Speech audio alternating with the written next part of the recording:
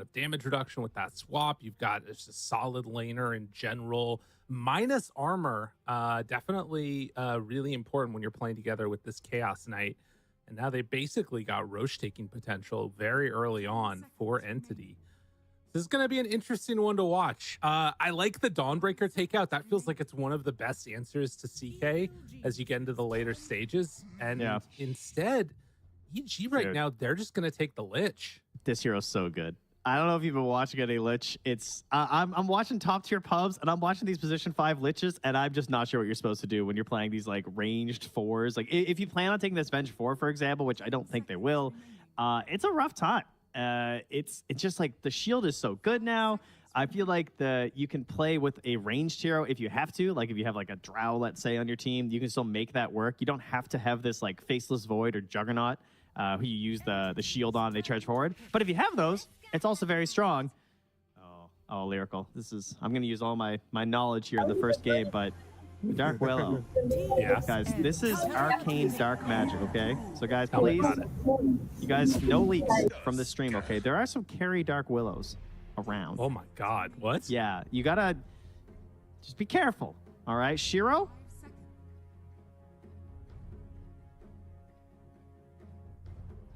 Ten seconds remaining. 5 seconds remaining.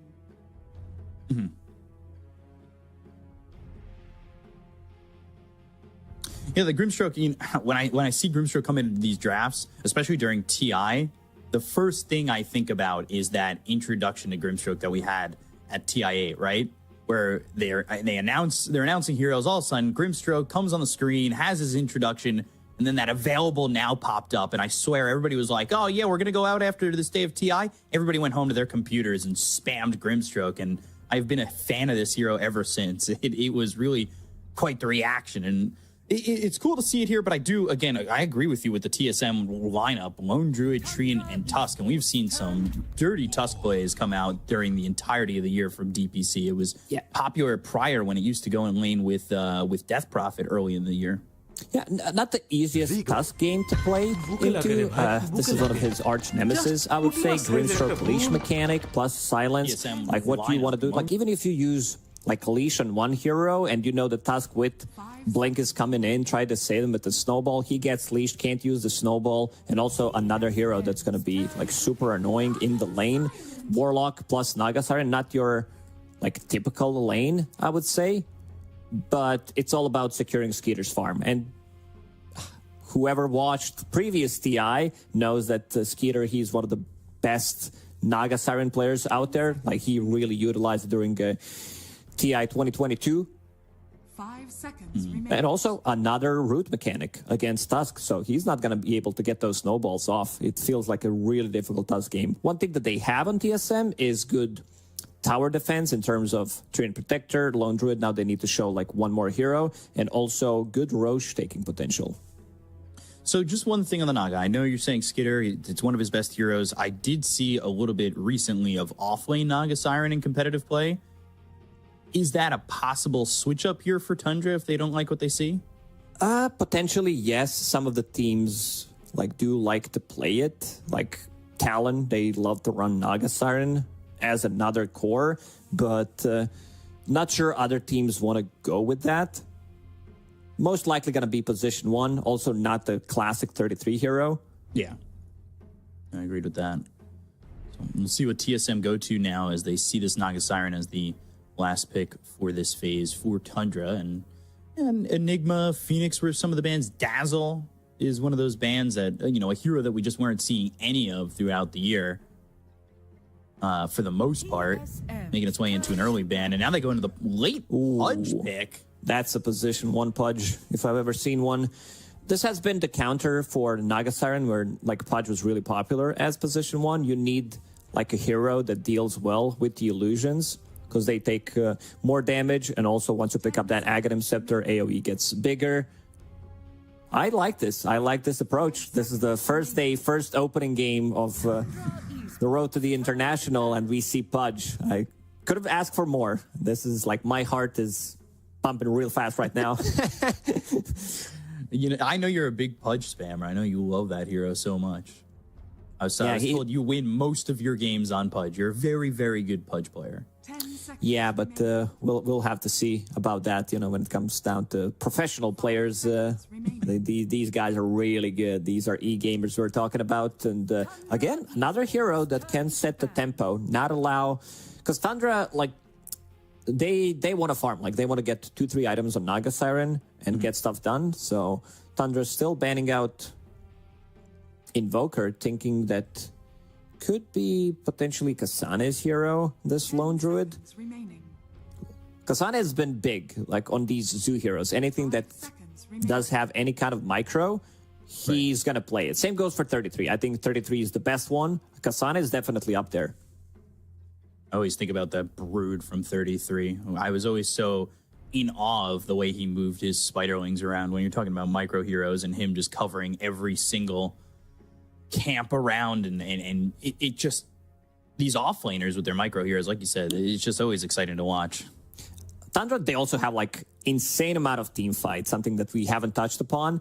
Yeah. Earth Spirit plus Warlock. This has been the combo ever since Earth Spirit has been added to the game.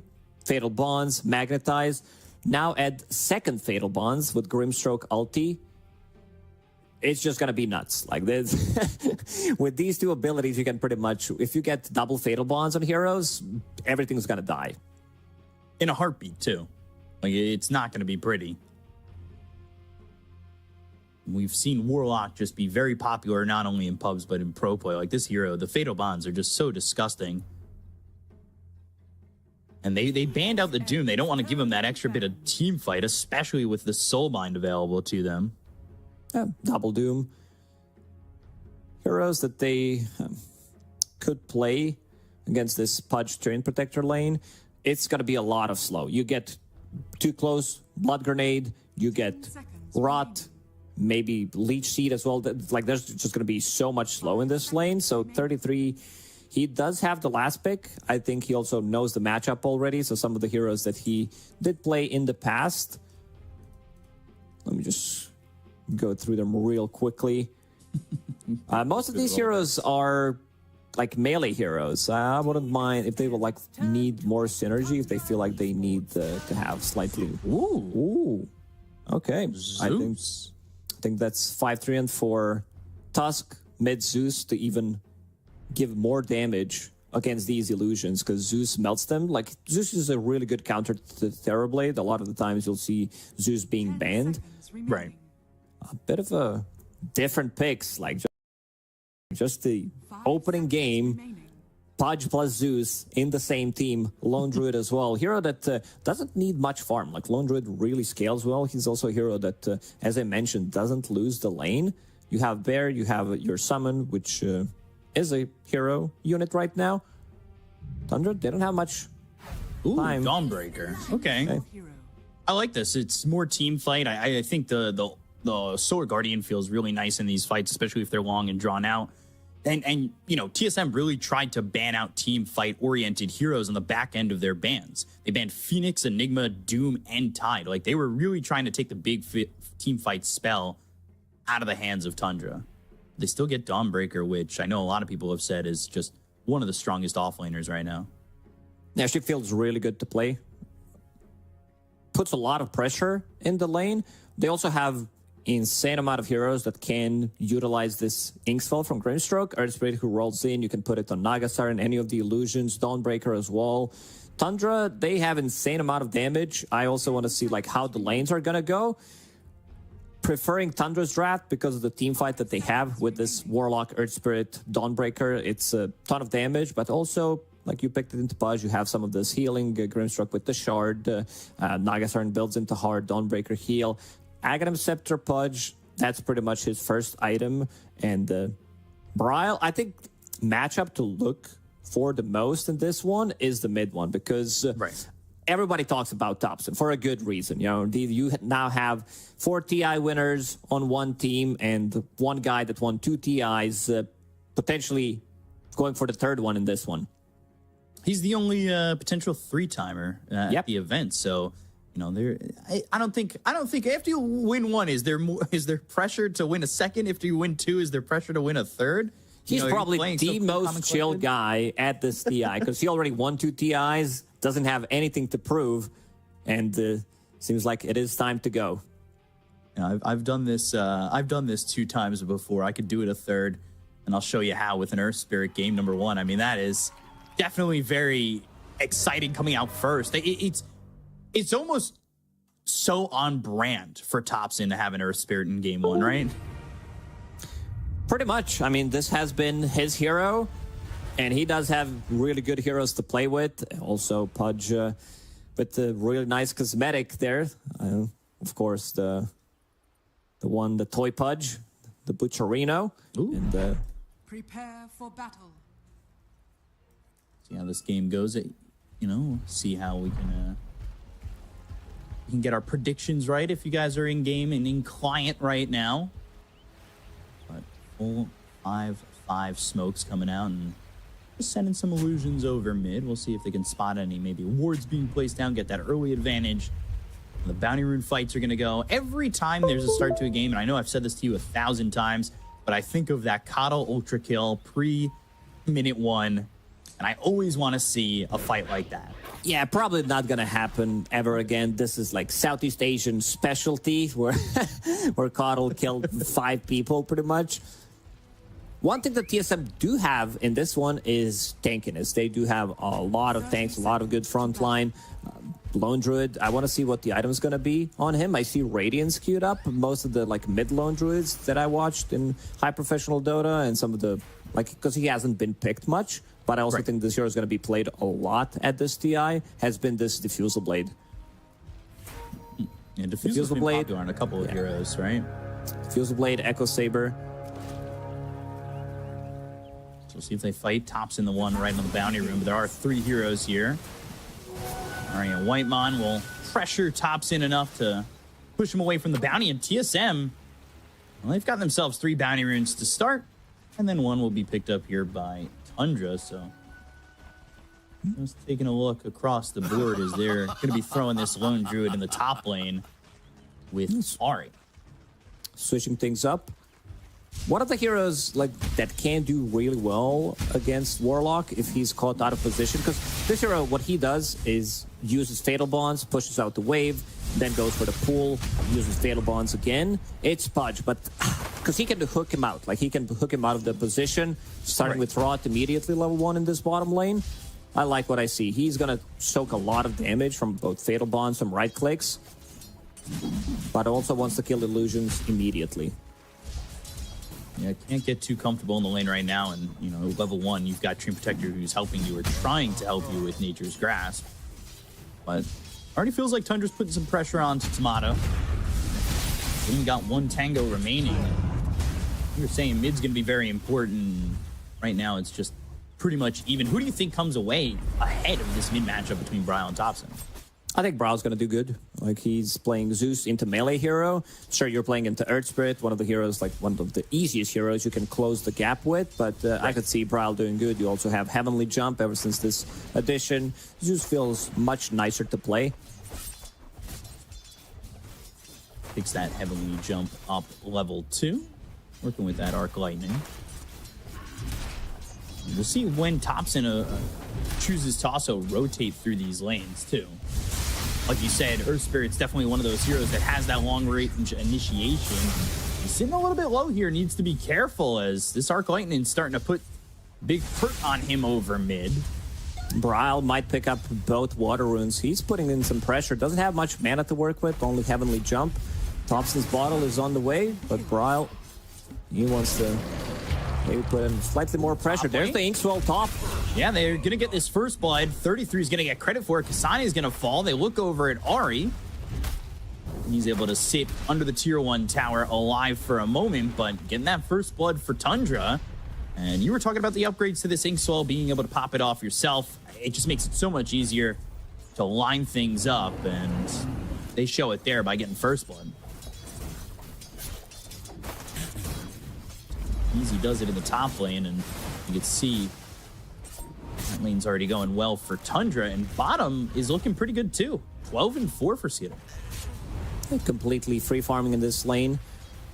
putting pressure on Pudge. Tomato, he's doing okay. Does have Ring of Health, does have Ring of Protection to soak up some of that physical damage. Playing again, and it looks like Nine's going to be the one who falls. That Inkswell not saving him that time. So Kasana gets a little bit of revenge onto the Grimstroke. And not only did he die, but now his courier finally respawns, but gets a little bit of gold back in his pocket. And you can see the power of the bear already. And Grimstroke not feeling like, you know, he can really stay nearby too well unless his positioning's kind of perfect against the bear, right? Snowball into tag team. It's a lot of damage coming through. It is. Like, you have to be careful. For now, Ari saving a point, deciding whether he needs to block them off with the shard or if he wants to put another point in tag team. You get close tag team plus the bear. Let's see. He decided to put a second one in tag team. Bottom lane, Snaking's in trouble, and they've got a net on a Tomato. Leech Seed here with right clicks coming in from Whitemon, who's got no more mana left. Fairy Fire, Blood Grenade, goes back towards the tree and ends up losing his life. They've got the Fatal Bonds on, but they just don't have the damage to get a kill on either Tomato or Whitemon at the moment, and maybe they could chase him down and land a net. Maybe get a courier. No courier there. Skitter in a little bit far. Tomato, no hook. It's on cooldown, so... This is what we mentioned. You're playing into Warlock. If you reposition him with the hook, you might be able to get the kill, because he wants to keep the distance, stay like in the vicinity of the tower and just secure the farm for his safe laner, maybe get the pull off. Zeus, he's gonna be level 6 in the next minute, so I expect TSM to start playing much more aggressive as soon as Zeus gets that level 6. Get anybody close to low, you can really help out with a nice Thunder God's Wrath. They're going in. They've got the roll. They have Thompson making the move over towards top. They look over at the bear. And it will be plus 300 gold for Thompson. That's a hero kill in itself. Like 300 gold is no joke, especially when you're giving it over to the mid. He's still gonna stick around, it seems. He's one of the heroes that they can... still see him, though. Yeah, he can still rotate. Like, there's 2 heroes in the game. Constant action. Can't even finish my thought. Yeah, they go for Skitter. They get the kill. They land the hook. That Upheaval's not doing enough to save this Naga. Get some damage on it to Tomato as he's trying to run away. Ticking down, 50 health. Pops that stick. Is a shared tango. There's not much the Warlock can do once he's able to walk away. But top lane, they're going after Ari. They've got the Inkswell. They have the pressure on. They're looking for the Tusk. But here comes the Zeus. Bryle's in. Thompson with the roll, trying to get away. They get the kill on Ari. They'll finally take the Tusk, but Thompson in trouble. Gonna try and run away, but the Thunder God's Wrath is there, and Bryle will get the kill on the Earth Spirit trying to retreat. This is something that we mentioned during the draft as well. TSM heroes are really difficult to kill, especially early on. They're super tanky. This is Twin Protector level 4 with 1,000 HP. 9. Over mid, and Ari's in the mix as well. That Inkswell's never going to pop. Bryle's got another kill. So Bryle makes a move. He's the one who TP's top, gets 2 kills for his trouble. Now bottom lane again, a lot of action. Thompson's made his way over bottom, and they're going to get this punch. Thompson, one of those players that doesn't care about his own levels or anything. Like, he wants to make a move, and now he might be able to go for the move, pick up enemy XP rune. This is going to be massive if he manages to do it. He does have Boulder Smash. He does have Rolling Boulder available as well. And also, 9 is going for his own XP rune. So potential for double XP rune here for the side of Tundra after getting a couple kills, but also dying over top. They're bringing a lot of heroes here for TSM. Thompson's here with Snake King, and he drops down the Magnetize. The Upheaval will slow down Whitemon, but they've got the Snowball to stop that. So Snake King in a very vulnerable position with Pudge right behind. These punches Thompson's getting low, and can he at least get 1 kill? They'll get Whitemon. Thompson gets the Wisdom Rune. Now he's got the Boulder Smash, but here comes Bryle. Tomato gets Thompson, Bryle gets Snake King, and it's a 2-for-1, but they do end up getting the Wisdom Rune and a kill. Not sure if that's like XP runes, definitely worth it, but they also just got like 1 kill on position 5 while losing Thompson. He did get those Urn of Shadow charges before he died, so that's a big benefit because sometimes you need that extra damage, and also relieving some of the pressure from Skitter. Very interesting build coming out from Bryle. This is like, I've seen this a couple of times in pub, just skipping mana boots completely. Going on Bryle. Speaking of Bryle, he's dead. Whitemon trying to come over to help, but they're just no real way for him to do so. And now the Fatal Bonds hit Ahri and Whitemon, so they can't really defend too well anymore. Dire's middle tower is under attack. Both of these teams on point when it comes down to dewarding. I think they already killed like 3-4 observer wards total. Mado in the bottom, farming up, getting his level 6. Vanguard available. They smoke right off picking up that double damage, so they want to go for more. The pressure's not stopping from Tundra. They really want to keep their pedal on the gas. You said TSM, they have a really good early game, and I think they're trying to counter right now from Tundra with pressure of their own, right? 33 is level 6, so that means Solar Guardian is available. Inkswell is gonna be avoided with the snowball save from Ahri, but they've got the Magnetize to try and turn this. Damage coming in. Thunder God's Wrath. Thompson's dead. Ahri traded. Down goes Tomato. So 2 kills there for Tundra for the one of that Earth Spirit from the mid. And overall, it's okay for Tundra, but again, losing this Earth Spirit for the 3rd time. Middle tower is under attack. It just stops and things. He loves to be super active, wants to like break the game. This is how he won 2 TIs, pretty much.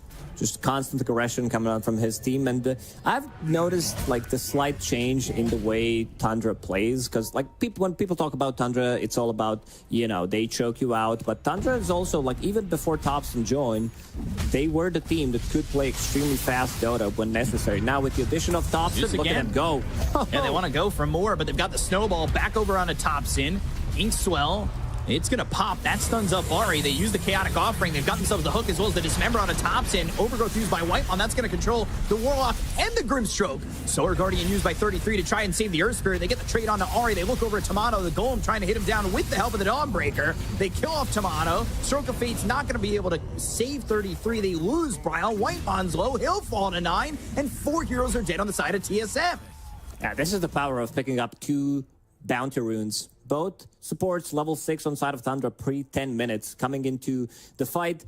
I don't think they executed the Soulbind plus Fatal Bonds.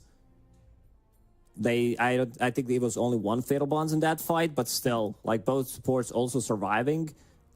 9, he's level 7, so is Snaking, and we're gonna see that again. Yeah, the rolling to start on a Bryle. Ahri's been doing a really good job with these snowballs. But you can hold Inkswell for a long time. 1 Fatal Bonds.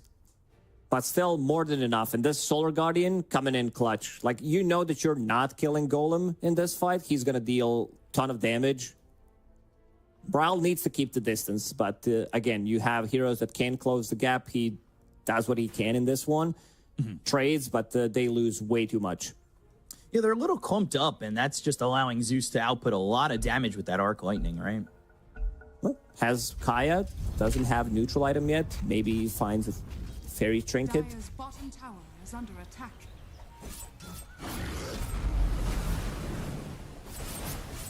Radiant's top Back tower into the game we go. Dire's middle tower is under attack. It's only a 1K net worth lead for Tundra at the moment, Dire's bottom but it's tower been is back under and forth. attack. It's 10 minutes in. We're averaging 2 kills a minute at the moment. We said Fairy's Trinket. There it is on Zeus. Some extra spell amp coming out from him. Ooh, that ulti, it's gonna hurt. Oh, yeah. While all this is happening, both kind of real carries in this game are farming. Kasane already has Relic, only needs to find Talisman. And he's very close. This is gonna be like 11 and a half, 12-minute Radiance, which is gonna destroy Naga Siren and the Illusions. TSM will hit an earlier timing. I mean, that's something you talked about in the draft, right? Like the timing that they have available to them compared to Tundra's, but is Tundra slowing down that timing enough?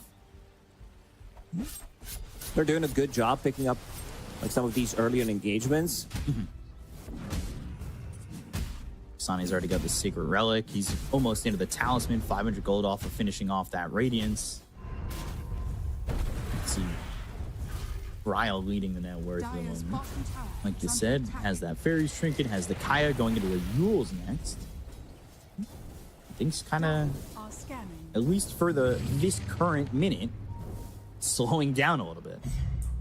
Dire's top tower Not the is under constant attack. fighting we've been used to the last 5 minutes of the game. 21 kills, 11 minutes. I don't think you can ask for anything better. And I say that, but they he found made the a lone move. druid. True form. They're gonna go. They've got the roll. Kasane's bear getting a little bit low. They've got the Spirit Vessel on Kasane. Whitemon coming over the Nature's Grasp. The Boulder Smash hits on Kasane. Trying to hide into these trees and will eventually drop to Topson. But here coming around the bend, Solar Guardian up in the air. Now they look over. That's going to drop down. Hits on a Whitemon. They've got the Magnetize, and they will smash down both Ahri and Whitemon. Even though the hammer stun, from 33. yeah, even though Solar Guardian stun didn't connect, he still managed to like keep them inside and also just like eat them alive. This is a really nice move. They understood that Lone Druid might be getting closer to his Radiant, so they smoke gank him. Like you see Naga Siren, like Skeeter getting involved early on as Naga Siren, trying to set things up with Song of the Siren. Yeah, quick on and off with the song, dropping the Solar Guardian, but the Starbreaker hitting on both Whitemon and Ahri, who are just trying to help, and you end up losing 3 heroes in that situation.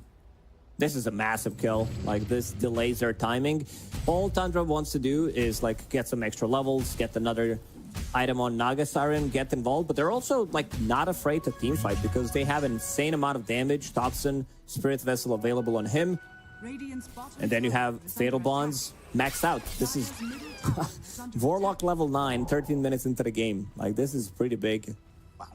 A lot of experience going his way, and you can see the difference in net worths between the both supports from these teams. Is Grimstroke already has 4,300 gold. I mean, that's quite a bit, and he's going into an early pipe. So Arcane Boots into a pipe for 9. This is something that Tundra always did really well. Understood like what they need to buy on their position 4 and 5s. When Saksa played, he was playing slightly more on the greedier side, but so was Snaking. I think like this change the map when it's 40% bigger does benefit teams like Tundra, because this is also a team that tends to farm a lot. Like a lot of the times you've seen Tundra in the past also getting like pipe mech on Snaking. Rolling Haste. I'm gonna pick that up. Ooh, Soulbind. Not the longest cooldown, so you use that as a bit of a deterrent from them going after Topson, right? Yeah, they did not want to commit there. You know, level 1, 70 seconds. I mean, level 3 for Grimstroke, 50 seconds on that cooldown is pretty much nothing at all 3 levels. You can see Warlock queuing up a Shard, queuing up a Glimmer Cape. You've got Topson trying to clear up a stack here. He's got himself that Midas with that Spirit Vessel. He's trying to get himself a little bit more comfortable if the game goes later. It's a 7,000 net worth lead, even though the game felt even on kills. They're going to go bottom for 33. A mass TP is already being shown here by Tundra. Snaking comes in with a Chaotic Offering. That's dropped down on top of Ahri. Whitemon gets a little bit of that hit on him. And the chase is on the Geomagnetic Grip. They've got the silence on to Ahri. They're making sure they've got this kill with the roll. And they at least take out the Tusk. Tundra is so quick reacting with these moves, and also both supports on their side not afraid to use their ultimates to like zone them out for a second or two. Snaking immediately drops down the Golem, which does secure them tower. Might deal some extra damage, but also I feel like they want to take another fight. 33 does have ulti available, and they're gonna smoke. Roshan is on Dire's side. Kasane, he just showed himself. Engage the top, and we're going to see if they can spot Kasane again, but immediately he wants to get out of dodge, and he goes over towards bot. Does Tomato get caught here, though? He's in his own jungle, but that's still a little bit too far out for comfort. They've got multiple silences on him, and there's no way for him to escape. Nine's there with the Phantom's Embrace. They have the Geomagnetic Grip for the other silence, and they're moving right towards mid. They have just made they're so quick. A, B, C. Like, they are just going from point to point with no break in between. It was pretty much bottom, top, mid, and they might even move to the bottom. They found Bryle. That's big. That's massive. Soulbind, and there's the Fatal Bonds. They go to the Solar Guardian that will drop down. Overgrowth's not going to do anything. Bryle's already dead. Ahri's going to extend his life with a snowball, but the roll lands on a Whitemon. They're still going to find this extra kill as Whitemon's in trouble. He's invis thanks to the Shard. But they've got 2. And, I mean, it's everything going their way. They just didn't have the detection ready to get this kill onto the tree, and he's a little bit lucky on that. fortunate to be alive. They got the 2 big kills. I don't think they care too much about not killing Treant Protector there. Again, getting the tower and Fatal Bonds, Soul Bind. Like, this is going to be good at every single stage of the game. 9 has Pipe Finish, not your traditional Grimstroke item, but they understand that most of the damage coming out from them right now is Magical, Radiance, Zeus, Rod from Podge, which is not upgraded yet. Tomato needs another 1,500 gold to finish off his Aghanim Scepter. Yeah, and that Ag's timing just feels like it's off the mark a little bit. But I don't know if it's going to be enough to really turn everything around. Upheaval, Whitemon is going to have to try and get into the trees once again. I don't know if anybody... he's got a sentry on snaking, but he's holding the Upheaval. They're not going to go for Whitemon with the heroes around him. Well, potentially that, we could see them go in again and have him go invis and still have his life. He sits off to the side, roll through. A little bit short of Ari, and a leech seed used by Whitemon, and that will, at least for now, be a deterrent where they can walk away. Snaking's farming so aggressively in the enemy triangle, knows the team is going to be ready to back him up. Solar Guardian available in 10 seconds. And look at this item on 33. This is how they won TI. There's no Raid Pact meta right now, but he does have Mage Slayer available, something that he bought on Tide Pipe plus Mage Slayer, because it was less rack meta during the previous TI. This is how they reduced the damage, plus Raid Pact, so pretty much the same thinking, Tundra style. So still on brand with the Mage Slayer, right? Yeah, it's not your traditional item, but again, they know where the real damage is coming from. Maybe close to mid. Bryle and Ari are nearby, but again, waiting on a couple of these items, wanting this Ags on Tomato.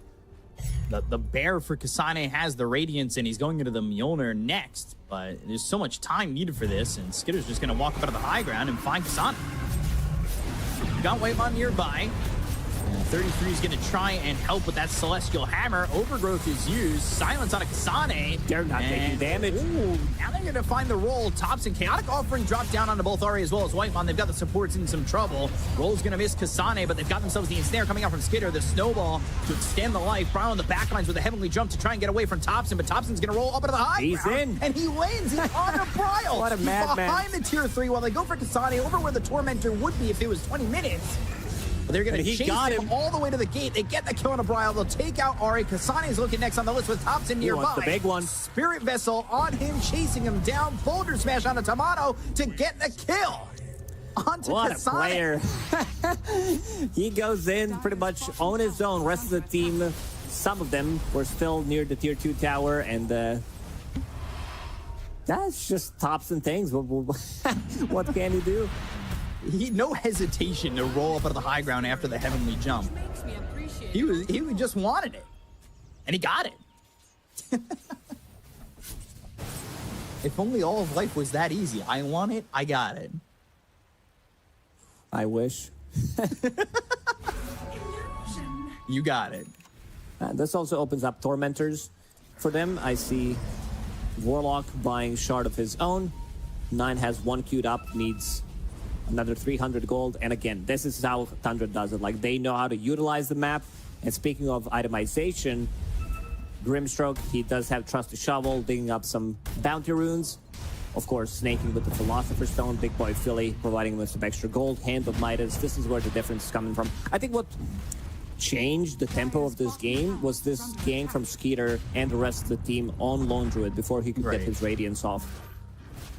Delaying the timing. Stop, right? They're going in. Topson. Soulbind. Bear connected to his master, and now they're going to go in. They've got the roll on the backlines again. He's always looking for Bryle. These heroes are alive, but with a sliver of health, they get the kill to Bryle. They've got the Solar Guardian. That's going to drop down to the backlines. Kasane with a life being taken from his hands already.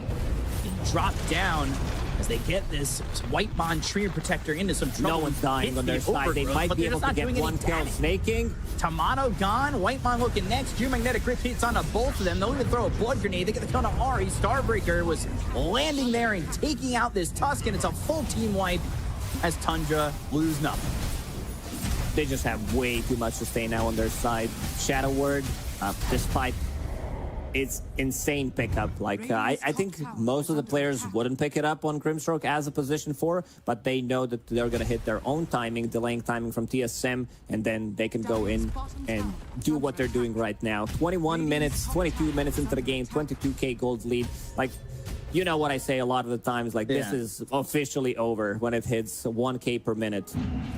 This is also a fight where there was no fatal bonds on double soulbind. He went for the soup instead. Dire's middle tower is under attack. You can see the Bears already out of the fight. Sane lasts a little bit longer, but 33's been perfect with these Solar Guardians, right? Dropping down behind the fight, knowing he's got the Celestial Hammer Starbreaker combo to follow it up. And yeah, the hook just into no man's land, not getting a kill or not finding a target. And then just the silences, he even keeps Snake King alive. And not losing a single hero.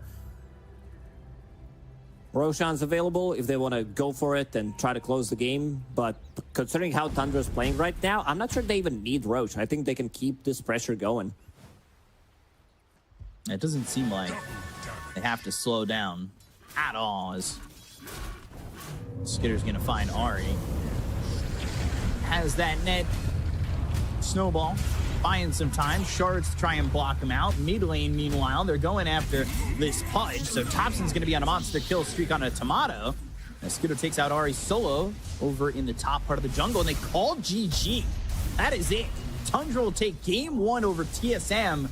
And, I mean, they found a breaking point. The water started to flow through the dam, and that was all Tundra afterwards. Pretty much. Wow. They understood like what the assignment was. Kill this bear before he can get the radiance off. Delay the timing. Yep. Thompson, he moved. Like his first move was while he was level 5. Moved to the top lane. They get kills. Like in terms of the trades that they got, most of the time they got better trades. And look at 33 immediately checking the graphs. He's the most farm hero in the game throughout the whole game. This is something that you know, he does. He tends to stay on top of the network throughout the most of the game. Yeah, and you could see, like, they were very excited on the side of Tundra, and TSM maybe analyzing a little bit deeper as they're going to walk out of the room. They're going to take a little bit of a break, maybe clear their minds. It's BO2s, right? So, you know, it's now second game. It doesn't force a game 3, but you need to get the splits. With the groups being so small, you need to make sure you're grabbing at least one of the games out of these two pretty much at all times. Right, Lacoste? Yeah, most definitely. Tundra, like, I put them as one of my favorites to win the whole thing because, you know, I've seen them play at Dream League. The result maybe doesn't show how good of a team they were because they lost against OG. But the team, like, I felt the vibes. Like, I felt the vibes of both Tundra and OG combined. Yeah, and you could see it on their faces when they were drafting and getting into the first game. Tundra looked very relaxed. They looked like they had everything going their way, and they were smiling, and they still are smiling. Like, this game was pretty easy for them overall, and it made it feel like, you know, from start to finish, they had everything going their way. And I mean, that's the best you can ask for when you're opening up TI in the first matchup of the group stage, right? Yeah, this is something that they do so well. Itemization. We did mention this pipe spirit vessel that they had. Neutral items that they choose, like all these things combined, something that I've said multiple times whenever I cover one of Tundra's games is they're so like mathematically correct when it comes down to everything. They're so good at these small things. I think a lot of these things come from AUI because he's also like, they're the biggest nerds in Dota. And I'm saying that in a good way because they just like enjoy playing this game and they love what they're doing. Yeah, so game 1 goes the way of Tundra over TSM. We're going to take a quick break and be back to you with game number 2. So see you guys in a moment. Stay tuned.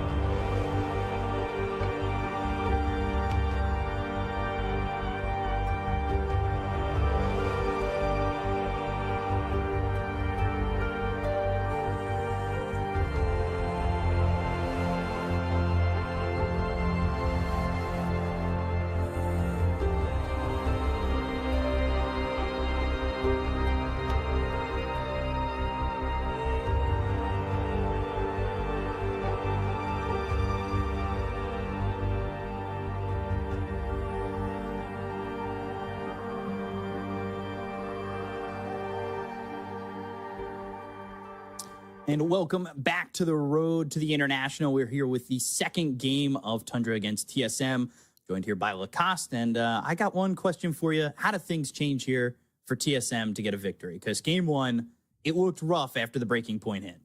Yeah, I mean, it did look good for TSM for the first like 10, 12 minutes of the game in terms of like how much they were able to get from the lanes, especially Kasane. They did like make this switch, put the lone druid in the safe lane, which did secure the farm for him, and then this like big kill on him, but turned everything around.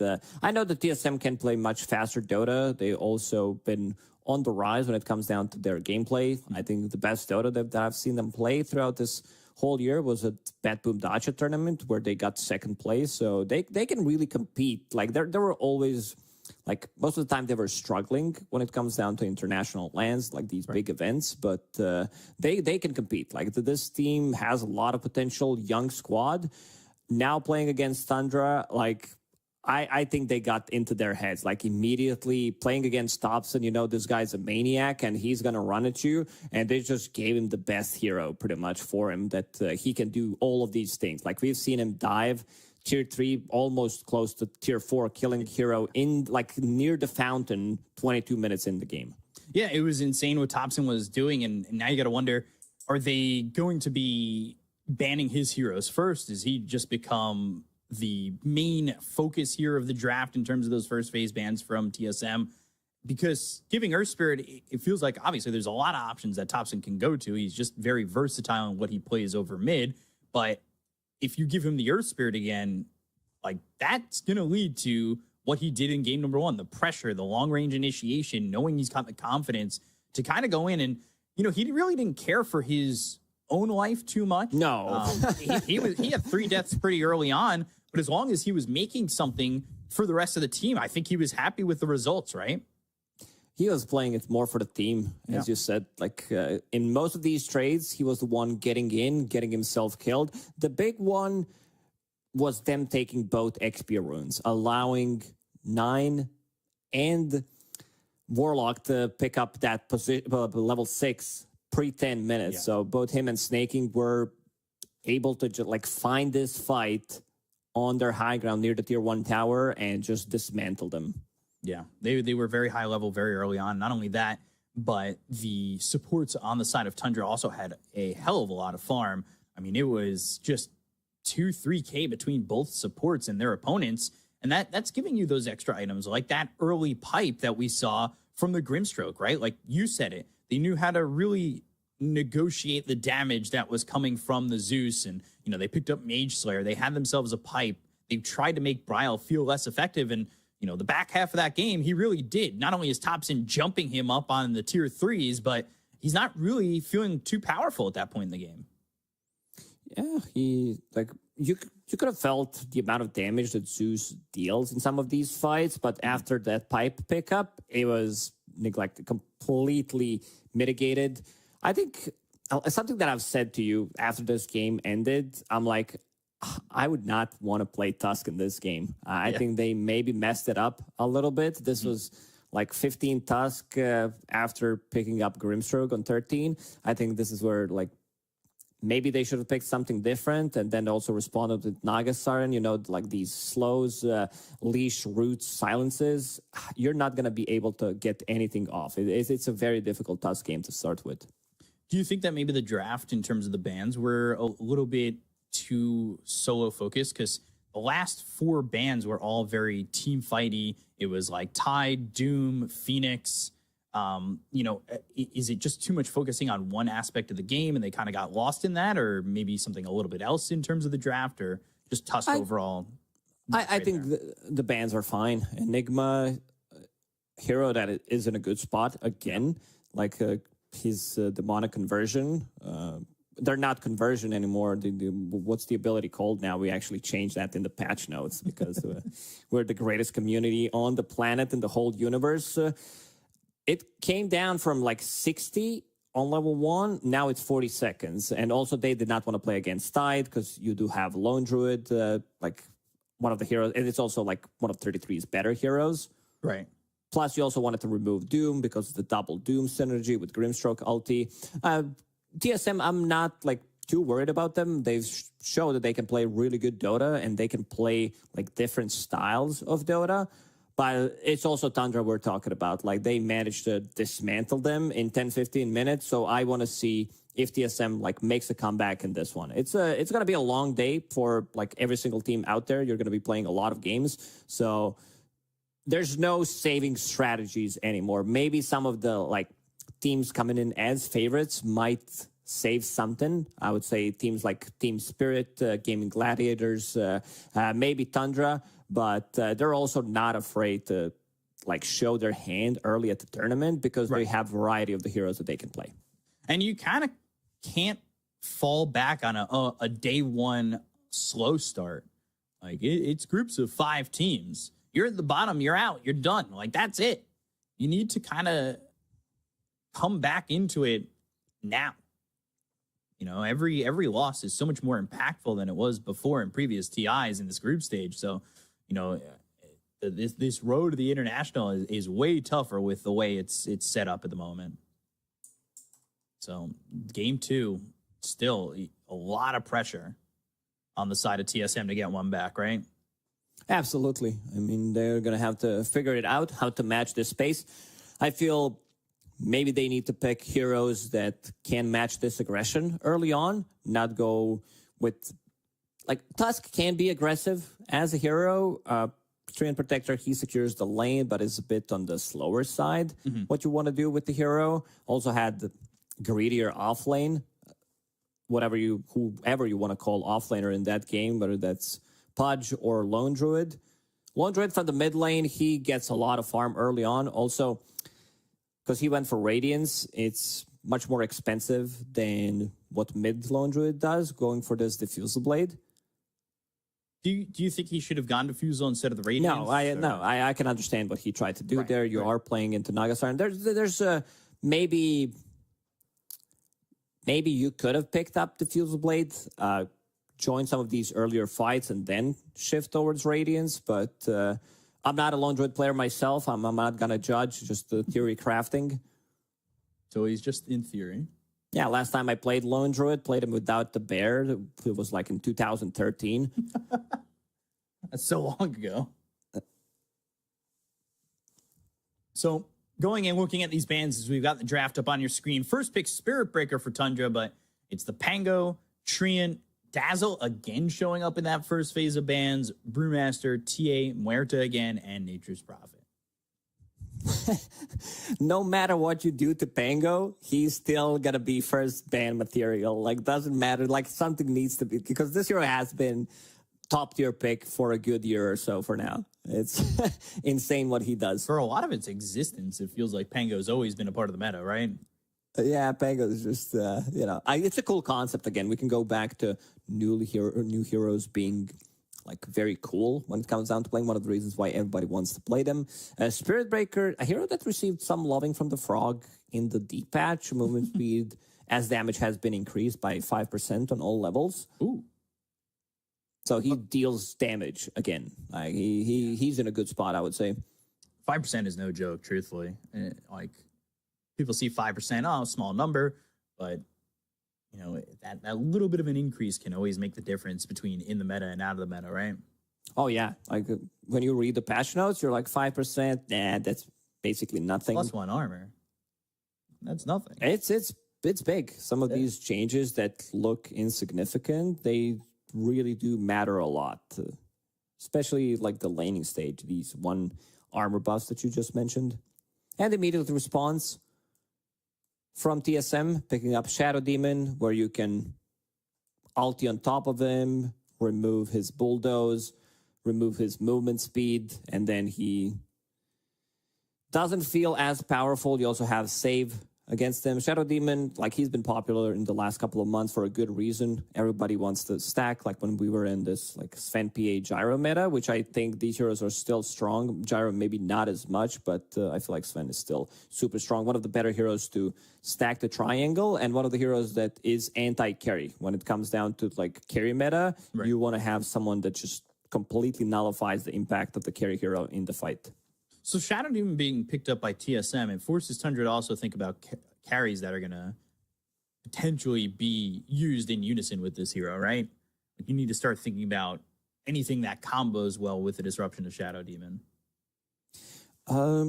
There's been a rise in popularity to Luna. This hero has been constantly buffed, so I could see it happening.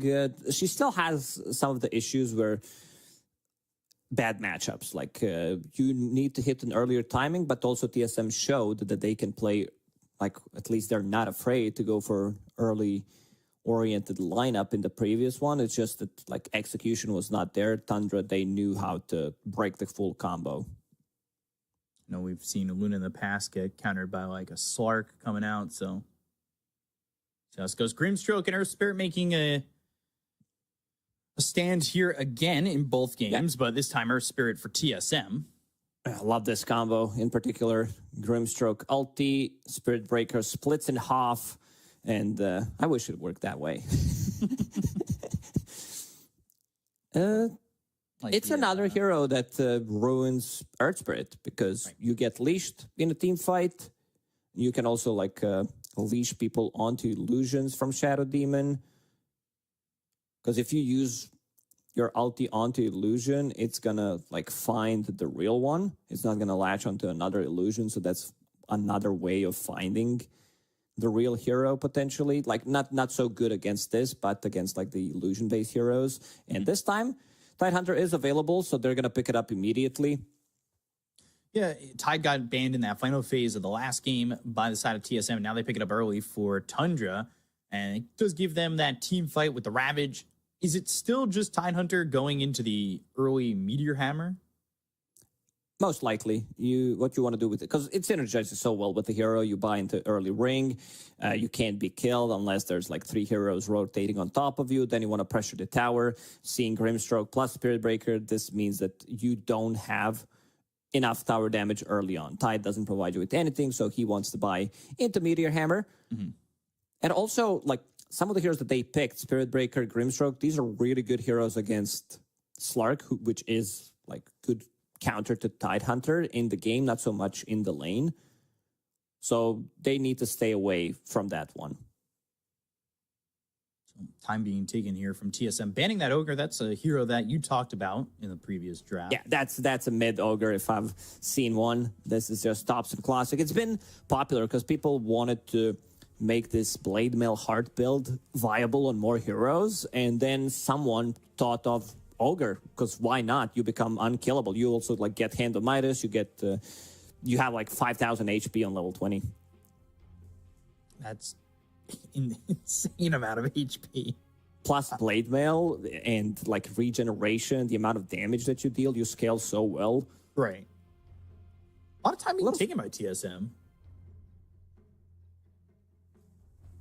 I'm kind of surprised at the thought, like how much is going into this third pick. But I guess, you know, you talked about it. Your Earth Spirit's not going to feel too comfortable against the leash of Grimstroke. Maybe they have to switch up how they're thinking about things. And now they pick up both heroes. They go into the Phoenix. They go into the Bristle. Bristle was a hero you talked about in the last game. It got banned in that second phase. And here it is now making its face show. Yeah, they also picked like Phoenix. I think Ari is extremely good Phoenix player. I would say at this tournament, Kaori from Quest, he's the best Phoenix player. He's just insanely good on the hero, but he also plays Phoenix really well. It's going to be like the percentage-based damage, a lot of team fight. They don't have a hero that kills the egg. None of these heroes have any attack speed whatsoever. So now they need to start thinking about matchup against Bristleback, something that can kill Phoenix Egg, also something that could potentially survive some of these earlier Earth Spirit rotations. There's a lot of thinking to be done about this pick on side of Tundra. Does Spirit Breaker naturally just go into Silver Edge? Like, isn't that one of the items that you can pick up on him and it's not really a turn to the build?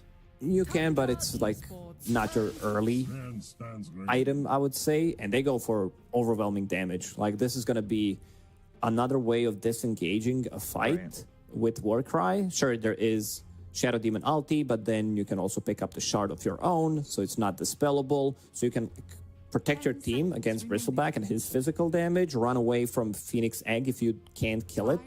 And also another hero that has explosive damage, so you could kill Bristleback. And you talked about the Silver Edge Buyer. This is where Sven's going to come in very handy. And the Stormhammer with the Soulbind potentially, and Sven is one of those heroes. Who do you think of when you see Sven? Which player in the DPC right now? Yatoro. Yeah. We've seen this Sven in a couple of different iterations of carries, and I know Watson was definitely one of them that I think about as well. Just getting that shard early for Sven is something that some of these Sven carries do, and see how this draft kind of rounds out. Now you've got Sven, Tidehunter, Spirit Breaker with Grimstroke for Tundra, and they've been the Ancient Apparition on the side of TSM in this final phase. And is Ancient Apparition feeling good enough in a spot where you're comfortable picking up this hero? Because it's been a hero that's been quite ignored for a long time. He's been, I would say, relatively popular during Dream League because of some of these carries, like Gyro. He builds into Aghanim Scepter, gets Satanic as his like third, fourth item, and then you can't kill him, so you need to stop this Satanic from going off. Ancient Apparition is that guy. I can see the reasoning why in this game Phoenix is Sunray. We did mention at the start of this series what Bristleback wants to do. He wants to pick up his Aghanim Scepter, get that shard, build into Bloodstone, wants to be unkillable, get all those heals. But Ancient Apparition could have been a good one, and also like the lane synergy, because they can like lane it differently. I want to see maybe there's some reasoning to put Spirit Breaker on the mid lane. And Clinks. And no, that stops and Clinks. What a last pick. I mean, is Clinks even in your mind coming into that final pick? No, I was just like theory crafting what they could do, but it's also a hero that has some attack speed, which could kill the egg, and also another annoying hero that's going to move around the map. But knowing how Thompson plays it, I believe he picked it once or twice during Dream League Season 21. Solar Crest becomes super active. Magic Wand goes into these early fights, gets Dragonlance, and then like whatever you want to buy. If you need like more damage, if you need a silence, picks up the Orchid. You could also get something like Diffusal Blade. There's a variety of the items that you can buy, and in the end, it's going to be Shadow Demon Luna. So going for the earlier base timing, Kasane will be playing that Bristleback on the off lane. I feel like TSM rounded up their draft better in this one. Still favoring Tundra because of the like team fight that they have, but I can see the strengths of TSM's lineup in this one. Yeah, I think Luna became a lot more viable with the bans that actually came out from the side of Tundra with the Slark and the Ursa. We've seen Slark be a very good counter to some Lunas in the past, and now they pick it up. It's something we talked about early in the draft, that they had the option to go to this hero, especially with the Shadow Demon. And you see everybody picking up their heroes. Topson, of course, you said on that Clank. Skitter's going to be on the Sven with 33, picking up that Tide for the cores there on Tundra. And Bryle on the Earth Spirit, so now trying to show up the guy who just outplayed with his own Earth Spirit, right? Anything you could do, I can hope to do better. It's not a good. It's really bad for Earth Spirit. Like Clinks becomes super annoying early on. You want to max out your death pact, you want to get that HP, you can't die. Like that's the thing with the hero Earth Spirit. When you think about Clinks, he's like, oh, he's very squishy because there was a meta when Clinks was played as position 4, and then you get on top of him like one blood grenade, one slow, he's dead. This is not the same thing for mid Clinks. I think he's gonna do really well in this lane because he puts a ton of pressure. You don't possess a kill threat early on. Level 5, you should have 2 points in that heal. Eat the creeps, summon the skeletons. You can like use it on your skellies as well, get that heal going. So I don't think Thompson should die in this one. And I've seen him play this during Dream League. He looked really, really good on the hero. Like we mentioned, Thompson, he loves to play these weird heroes from the mid lane, and already given us a treat. First one, Earth Spirit, and the second one, Clinks. Yeah, it's going to be fun to see what he does with this one. As Skitter the Selfless coming up on my screen. That's meaning he got some compendiums they gave to some friends. Well, let's see how this goes as we get into game number 2, and it should be a fun one. I'm wondering, who has to get off the jump line first, right? We talked about Earth Spirit in game number 1 from Thompson, was able to move around the map, you know, kind of be selfless in himself and getting kills for his team. But you've also you've got an Earth Spirit for TSM going up against Clinks. Both these heroes can kind of move around early on. Tomato already scouting, wants to use this night vision from Luna to see if there's any wards, any heroes in the high ground. Tundra, they already made a move. Trying to wrap around. Their level 1 is really strong. Grimstroke, Blood Grenade, Stroke of Fate on multiple heroes, Stormhammer, but they're gonna fall back. Whitemon, he's pinging it. He knows that they blocked the big camp. They wanted to reduce the amount of gold that Kasane can get on this Bristleback. Because Luna, she can't farm Ancients this early on, but Bristleback can. Because first item that he goes for is Vanguard, and then you have just like, all you need to have mana or turn your back. You choose. Mana or turn your back. Either way, you got it. Just bristle things. And Bristle's felt like a very strong hero in pub, so we've been seeing that hero a lot. Finally coming out here in this competitive matchup, and we'll see how it does. As this time it's not 3 bounty runes for the side of TSM to the 1 of Tundra, but at least Tundra get 2. And yeah, when I first themselves. When this, like, when the patch dropped and they changed his Aghanim Scepter on Bristleback, I'm like, I have to test it out. After testing, I'm like, this is really not good. I don't like it, because like the way it describes it, it's like you have to turn into 30 degree angle with the cone southwest to be able to build it. Like, maybe that's why it looks like it sucks. And then I saw some guy carry me in a pub, and I'm like, man, this is really good. I like that a lot. And one of the reasons why this matchup in particular, I said that Brawl's going to get dumpstered, is there's a couple of heroes that do really well against Earth Spirit in the mid lane, like Kunkka. He does okay-ish, even though I've seen matchup go like both ways. Earthshaker is the other one where you just enchant Totem, but you can't lane against Clinks. Like, you're just gonna get harassed every single time you get close, and you can see him pushing the wave already in, securing 4 CS. Gosh, this is not fun with the damage that he's taken already, but only a couple denies for both of them at the moment. But Thompson, he just does not want to let Bryle get comfortable in this lane. He knows what he can do with that hero of Earth Spirit, so definitely not going to want to let him do what he did to them. Just right-click him. It's that easy. Use so your tar bomb and keep harassing him.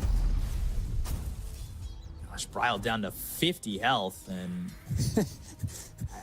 there's a courier shipping out a bottle, but let's hope he's got the quick delivery, because it may not be fast enough. And you can see Bryle has to sit pretty far back. He's blocking these creeps, trying to get it into a equilibrium where he feels like he's safe enough to get this bottle, and there it is. All right, so now he's got a little bit of survivability for a high second, ground. though. Eventually, like, Bryle will pick up one. Thompson goes to one side. Bryle, with roll, should be able to get 1 water rune, but it's still a lot of harassment coming out early on. Not like Bryle's doing okay in terms of CS, sitting at the 9. And we didn't talk too much about this bottom lane, double melee lane into Phoenix Luna. Tomato should feel pretty good. Luna has been used as a counter to Tidehunter for a relatively long time. People tried to go with, like, you know, some troll early on, something ranged that can pump in some damage. She does well, but Tidehunter, he also farms. Like, he doesn't care too much about her right clicks. The reason why she is considered to be good is mixed damage against Tide, having, you know, magical and physical. Tide just kind of standing his ground at the moment. You see mid is just forcing Bryle to roll away here. And you also get Tomato's courier. And Tomato had a little bit of a struggling lane in the last one, as they swapped lanes in game number 1. This time they're going to keep it stationary and standard. It's not fun. He's going for bounty rune. 3 minutes into the game. Look at the amount of denies that Thompson has. 17 and 9. Well, he's sitting at 13 only. And over here to just disable this Watcher, but it's giving time to Thompson to just have this easy CS, and he's going to be the first one to hit himself on 20 CS. And I don't know if there's much Bryle can say about the farming that's coming in from Thompson, as he'll boulder smash to try and get a couple of creeps.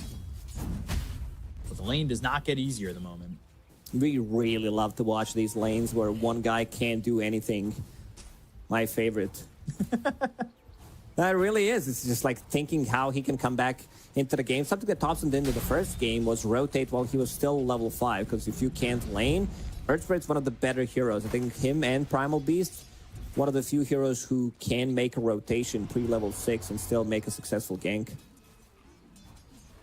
Charge is coming through, but will be stopped early. 9 gonna help secure this water rune. That does leave 33 by himself for a moment. Is under attack. But like you said, he's kind of okay with soaking this damage. He's got level 2 in the Kraken shell. Understands the matchup. I think he dropped maybe one, maybe even both branches there. And that then was almost used Magic dangerous. Stick. Yeah. I mean, it's not like he dropped his Midas. Yeah, that could have been pretty bad. Huh? The Icarus Knife was right on top of him. And you can see Bryle taking some damage, but bottom lane as well. They're trying to get the first blood onto 9 and will do so. So Tomato having a much better lane. This is, of course, you know, now getting a kill in this one. And Whitemon's going to be able to survive. Taking a look on your screen to the top right, you can see everything going on the other streams, B, C, D, and E. We've got Entity, EG, Spirit, 9 Pandas, Gaming Gladiators, LGD, and Pet Boom against Thunder Awaken. Some cool streams to check out. Or if you have 5 monitors, watch them all at one time with the volume at 100%. Sounds like a great idea. They're going in bottom onto Yeah, Tomato they've got and Inks Snaky well. coming through the gates. Whoa, thought about going and sticking on a Tomato to get the stun, and they get the kill on a 9, and it's now 2-0 TSM. That's a ballsy move there. Skitter's vulnerable in the top lane, so Kasane's on him with Ari, and Skitter's got to try and get through these trees and navigate the maze over here, but Kasane's got a kill, and they take out the Sven. There's like bunch of numbers on Sven. Viscous Goo, Shadow Poison stacks. This also, like, Kasane can't die now. They need to bring Clinks, but Clinks is also like physical damage, so I feel like Kasane is gonna have a really good game. Like, all lanes in this one are going in favor of TSM, except for the mid lane. Like, he's still recovering. Has level 6, Brawl picks up another bounty rune, and has... Oh, found somebody. Got the has roll. shield rune. And Snake King has that Inkswell charging, snaps onto Bryle. Magnetized, even more Icarus numbers dive on their and there head. it is again. That Yeah, tiny numbers, magnetized. big numbers. Silences if eventually with geomagnetic grip. Like it's not going to be easy to tell what's above the heads of some of these heroes. The strat is just numbers. Tomato also putting a second point into Lucid Beam. Usually, like, Luna's just keep one, but it seems like he might want to be able to get the kill onto Tidehunter, which is not the easiest thing to do. And look at what 33 is doing. He's just being super annoying. Just 33 things. Stacks this camp and then drags the creep wave towards it to maximize his farm. He sees Bryle coming over. He's got this ward down, and Boulder Smash will Bryle steal 3 of four those of them. creeps. Yeah, 4 of them. Okay, gets It's another. 5. That feels pretty good, and you can see 33 trying to be cheeky and reach the roll. The Lucent Beam is here, and I don't know if he's going to be tanky enough to survive this. Sunray, Ravage even forced out, but they're still on him. They've got the roll. They'll get the kill anyway.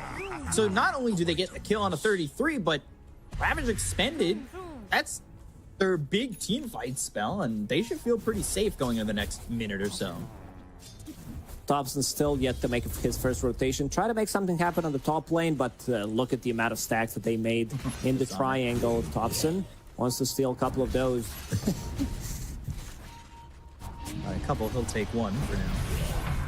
But Ari caught between a rock and a hard place, and he'll end up dead. It's the first kill there for Tundra. Sonic coming over. They've got 33, but they have no Ravage. Use that down bottom, so Bryle, he's trying to run with the shield rune, has the roll, and now picks up a haste. So do they even think about re-engaging here on the side of TSM? Gator's going in. He He's wants got to steal some of God those strength, stacks. Then he wants the stacks. They want to contest these stacks. They can't allow Kasane to just get all this gold. He's already having a good start to the game, and they're going to go for the Ancients. Look at their positioning. They're covering every single angle. Bryle, he's thinking about jumping in. Does have that haste and also shield rune, which is about to expire, but needs to So go there's in. the roll. Magnetized, 9 in trouble. He'll fall. The rest of the team on the side of Tundra looking to escape. Inkswell and you've got everybody else out, at least for now, but Ryle, you might catch glimpses sniping. Let's see.